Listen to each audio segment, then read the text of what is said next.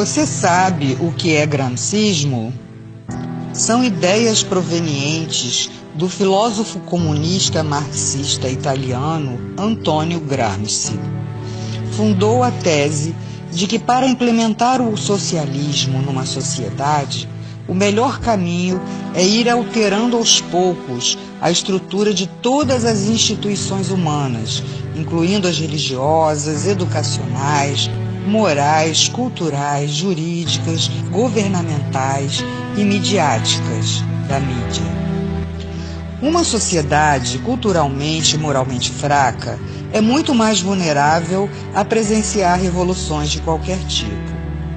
Gramsci postulou o conceito de hegemonia cultural, que é o domínio ideológico de uma classe sobre a outra, trazendo o enfraquecimento do capitalismo, culminando em uma revolução e ditadura comunista.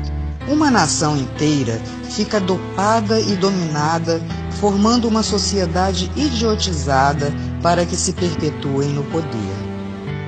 O gramscismo vem sendo adotado em vários países da América do Sul, como Bolívia, Chile, Nicarágua, Argentina, Uruguai, Peru, Guianas, Venezuela e Brasil.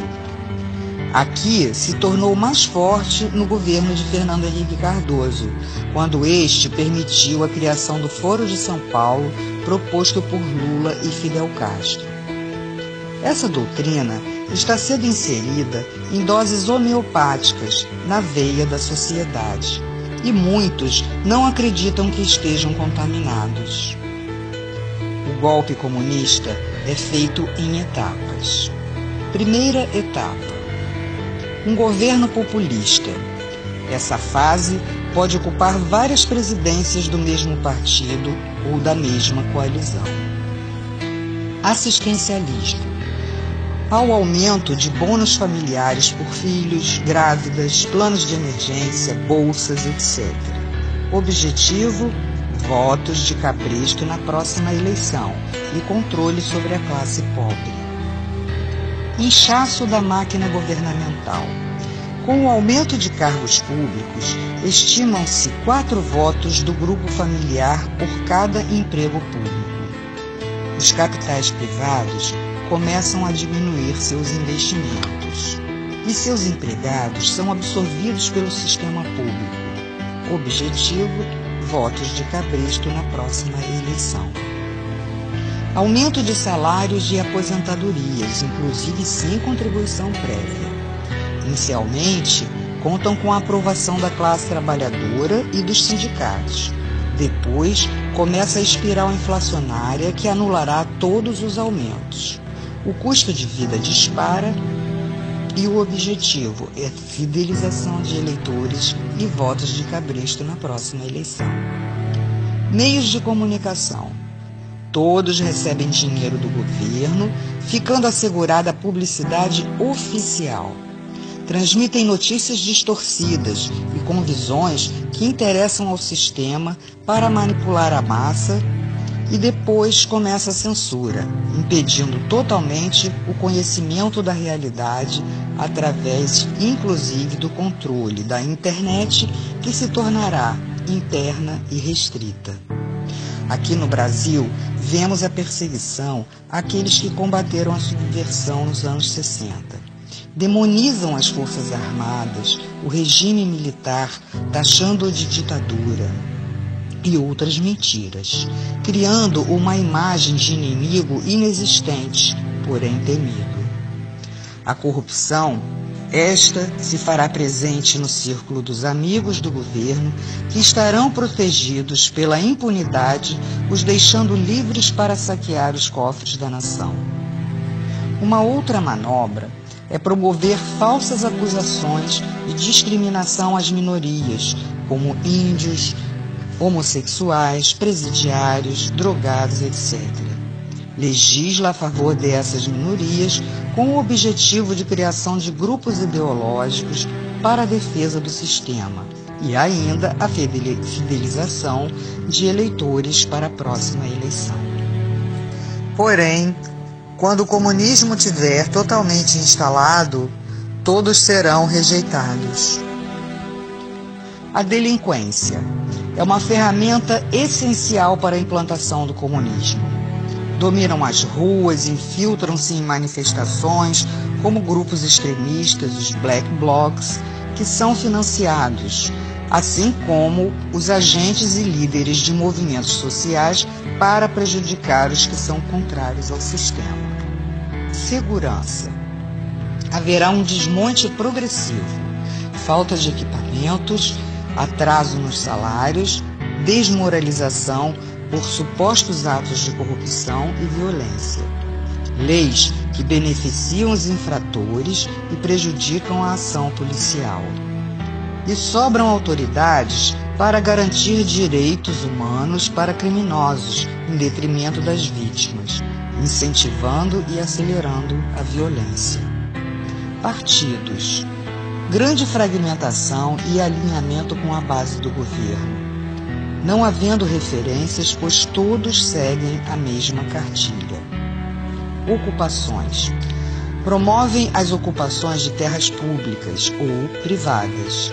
Invasões incentivadas por elementos que se beneficiam com a exploração dos menos favorecidos, cobrando aluguéis.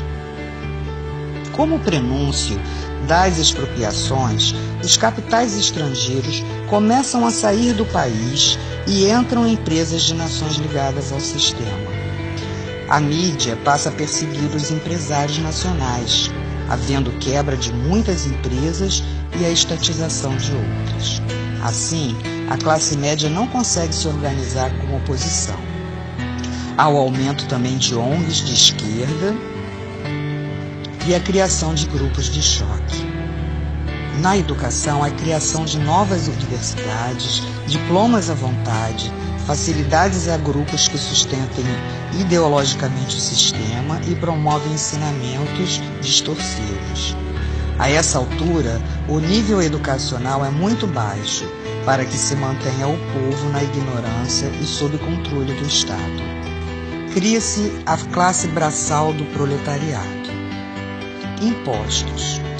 Oneram os trabalhadores com a alegação de que a finalidade confiscatória é para a redistribuição da riqueza. Porém, serve apenas para manter e financiar as gordas contas do governo, mantendo luxos e ostentações. O narcotráfico. Através dele se dá a deteriorização, principalmente dos jovens. As organizações criminosas movimentam uma grande quantidade, onde o acobertamento se dá, inclusive no tráfico de armas. Sindicatos. A princípio, formados com o intuito de coibir greves através de acordos com o governo.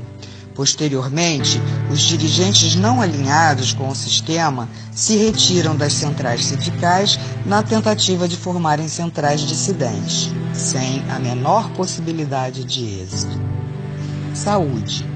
Criação do sistema único com crescente diminuição da qualidade e precário atendimento, utilizado pela maior parte da população. As prestadoras privadas, com a inflação crescente, altos custos e encargos, acabam sendo obrigadas a vender suas empresas ou então serão estatizadas. O efeito é um grande colapso na saúde. Segunda etapa. Destruição da classe média, fazendo-a culpada pela pobreza dos outros, culpada pela discriminação. Ela, temerosa, não consegue fazer frente ao sistema. Constituição. Várias modificações são feitas, criando lei da mordaça, do aborto, da censura, perseguição aos opositores, legalização da maconha. Promoção do colapso do poder judiciário, tornando-se servidor do governo. A impunidade aumenta, o crime domina as ruas, a espiral inflacionária dispara, a economia se deterioriza. Há a destruição moral e física das forças armadas e da segurança policial, e a centralização dos grupos de choque, que são as guardas bolivarianas defensoras do sistema. A criação de apenas 2 partidos, sendo um dominante e outro de falsa oposição, surgimento de falsos inimigos implantados para praticar conflitos, saques e invasões. Cria-se a lei que permitirá a perseguição de religiosos. Terceira etapa: tomada do poder. Os grupos de choque já citados estarão presentes em atos do governo ou coibindo as manifestações de oposição. Prisões por considerar crimes políticos. Serão feitas expropriações, confisco de passaportes, proibição de sair do país e novas identidades aos que estiverem de acordo com o sistema, sendo feitas avaliações e lavagens cerebrais. Racionalização de alimentos e com direitos apenas aos que tiverem a nova identidade. Severas deportações, total controle social e fim da liberdade. Portanto, as portas do inferno estarão abertas para todos serem aprisionados com correntes e cadeados nesse sistema trevoso.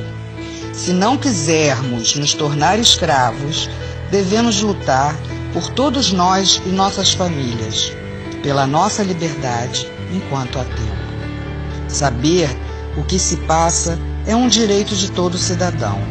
Vamos nos unir, ir para as ruas, demonstrar nossa insatisfação e pedirmos a faxina dos três poderes. Assim, teremos a chance de voltarmos a ter um país próspero, de luz e de paz. Faça a sua parte.